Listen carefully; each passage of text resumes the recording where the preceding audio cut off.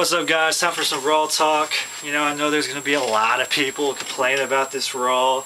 I already know there are, just by looking at YouTube. But I was able to find a shining bright light at the end of the tunnel on this episode. I'm going to go through all that. Jerry Springer was the host. We didn't even get to see Jerry Springer until the beginning of the second hour. Raw starts off with the national anthem sang by this beautiful woman. I'm not sure who she is. I didn't catch the very beginning to know who she was. I just know they were singing it. Very cool. They're showing some USA pride. Nothing wrong with that. Great thing about Raw opening, though, was that there was a match instead of a promo. Always like it when they start off with a match, because sometimes those long promos are just drawn out way too long. We get to see Sheamus and Randy Orton. Thought it was great. Here's why. Now, the match ended in DQ. Before I get to that, though, the actual match itself wasn't that bad. I thought it was pretty good. But ended in DQ with Cody Rhodes once again coming in to help Randy Orton and getting caught doing so. So the ref disqualifies Randy Orton. Of course, Randy Orton's furious. They're all in the ring, and Randy Orton gives Cody Rhodes the RKO. And while he does that, Sheamus comes in and gives the scissor kick to Ted DiBiase. So Ted DiBiase, he got beat big time last week by John Cena, getting thrown against the security wall and having the STF put on him. Then this week, he comes in and gets a big boot to the face. So that, he has to be pretty weary going into his match against Kofi Kingston. And I'll get to that later. So, it is a DQ. But you know what? It's great because they're continuing the story with Legacy and Legacy and Randy Orton. You know, what's going to happen with this? We know they're building for something. I'm glad that they're building it. Sure, they had to have a match in a DQ to add to the storyline. Sometimes you got to do that, and that's okay with me. We always complain that they don't give enough build-up to these stories. Well, they're doing great jobs, in my opinion, building up this story. So, to me, fantastic. Then we get to see Bret Hart come out and address the WWE Universe, us the fans, and he wanted to settle the score with Vince McMahon, but Vince McMahon wasn't there. Vince McMahon said he was going to do the match at WrestleMania, then he reneged on that. So Bret Hart basically came out to say thank you to the fans and to say goodbye.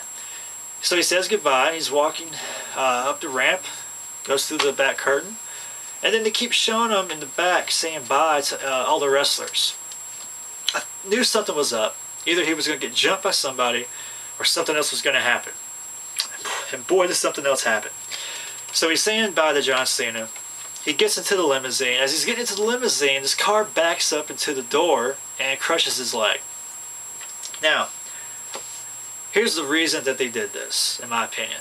Of course, Bret Hart doesn't want to look like he can't wrestle anymore, even though he knows he can. And we know he can.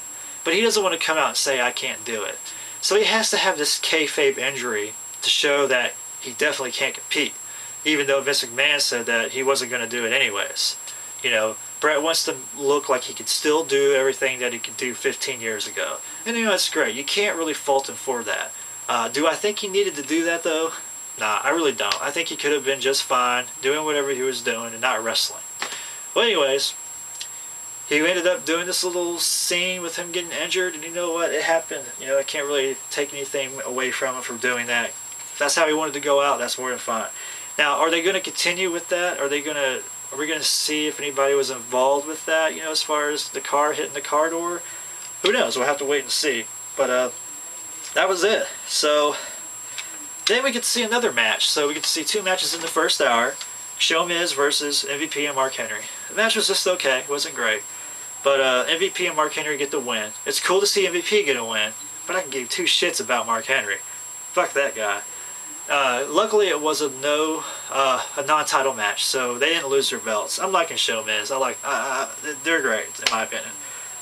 So anyways, we get to see the ending of the first hour with that match, and then the start of the second hour, we get to see Jerry Springer. And he does a little segment like on his shows, and it was called WWE Superstars Most Intimate Relationships Revealed. Kelly comes out, reveals that she's pregnant, and the whole little 12-15 minute segment was devoted to find out who the baby's daddy was, because she didn't know, because she says she sleeps around a lot. So Santino comes out as to be the guy who impregnated her. He goes, yeah, me and Kelly, we were at the hotel bar having a couple of drinks. That Santino impression does murder to my throat. But anyways, yeah, it sucks, don't it? But anyways, she goes, no, it's not you, Santino, because I needed somebody to finish the job. So we then get to see that it was Chris Masters, or no, I'm sorry. We think after she says that, no, Santino, it wasn't you, Michael Cole stands up and goes, oh, you loose-lipped hussy, blah, blah, blah, how could you? Then Jerry Lawler goes, no, it was me. Then they get in the ring. Then we get to see the Bella Twins come out, and it was kind of weird, the Bella Twins saying that one of them was a man. Then they started fighting? I don't know. But then we get to see Chris Masters come out. He's the guy revealed as the man that finished the job with Kelly. Then Eve comes out. How you gonna sleep with my man? That's my man. Well, guess what, Chris Masters? I cheated on you as well. And the Great Khali comes out. Great Khali. Yeah. And from there, we get to see the paternity results. And the paternity results revealed that Hornswoggle was the man. It had its funny moments. I like Santino throughout the whole thing. He was just yelling at random stuff throughout the whole segment. I thought it was hilarious, that part.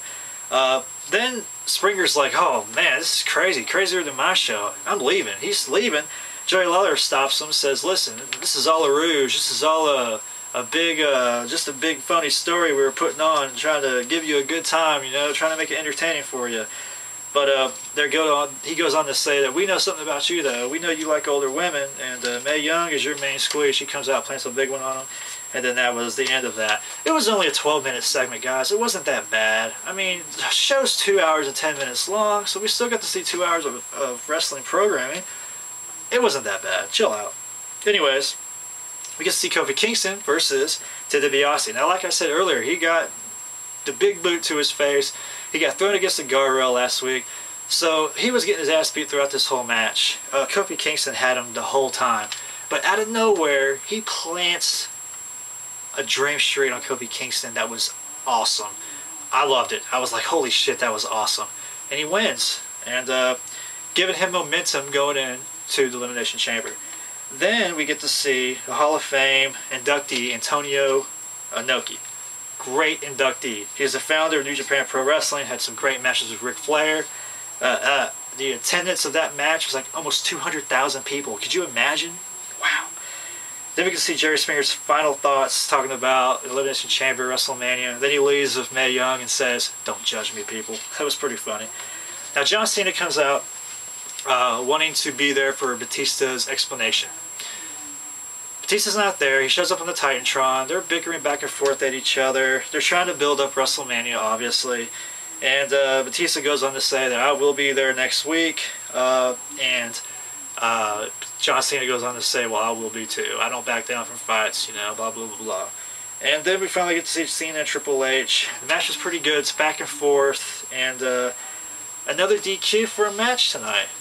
Main event's getting the DQ. Oh my god, how could that shit happen? Wrestling just sucks. I'm gonna stop watching wrestling. Well, let me tell you something, man. I thought it was fan-fucking-tastic, and here's why. We were all bitching about Sheamus being a shitty champion. You know, he has no build-up, nothing at all. He has no credibility. Well, guess what, man? He got some fucking credibility tonight by going in there and giving two big boots to not only one great superstar, but two. John Cena and Triple H. Then he gives Triple H the Celtic Cross. And he's standing in the middle of the ring at the close of the show, standing over two of the top superstars on the roster. Now, if that doesn't give a man credibility, I don't know what does. And he's a heel. That's what heels do. They come in and kick ass. I thought it was great. Great way to end the show, I thought. People are going to disagree with me. I know that. Let me know. Tell me how much you disagree. I'm going to love to hear it.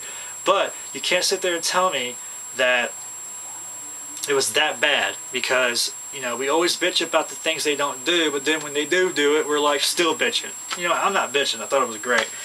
Well, anyways, next week's Raw is going to be hosted by Jewel and Ty Murray. Not sure how that's going to go. We'll have to wait and see. But that was Raw Talk. This is Gold Dizzy. Peace out.